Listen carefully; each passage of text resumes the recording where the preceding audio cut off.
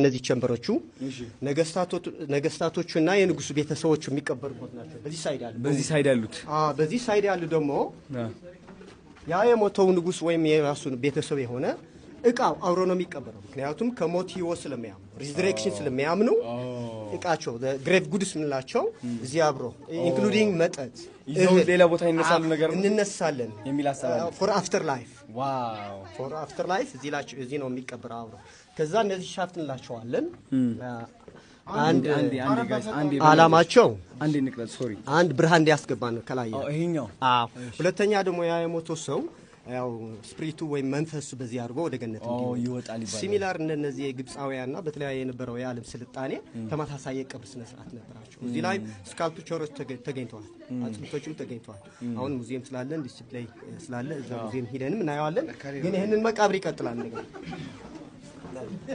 አያያችሁ ተነገሩ ገና ይሄንን ቁፋሮ አላለቀም። እሺ እንደገና ይሄን ታያታለ በር ናት።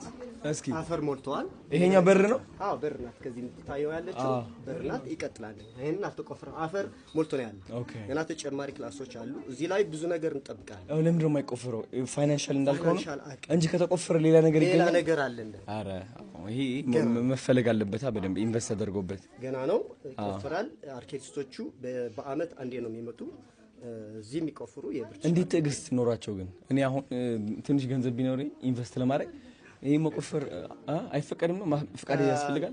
እነሱ ብርቲሽ አርኪቴክቶች ለመጀመሪያ ጊዜ ይሄን ስላገኙት ቆፍረው ስላገኙት እነሱ ናቸው የሚጨርሱት። ሌላም የጣሊያን አርኪቴክቶች የሚቆፍሩበት ቦታ አለ። የጀርመኖቹም አሉ፣ ፍሬንች አርኪቴክቶችም አሉ። አራት ሳይንቲስቶች ናቸው ያሉ እና በየሳይታቸው ይዘው ነው የሚቆፍሩ።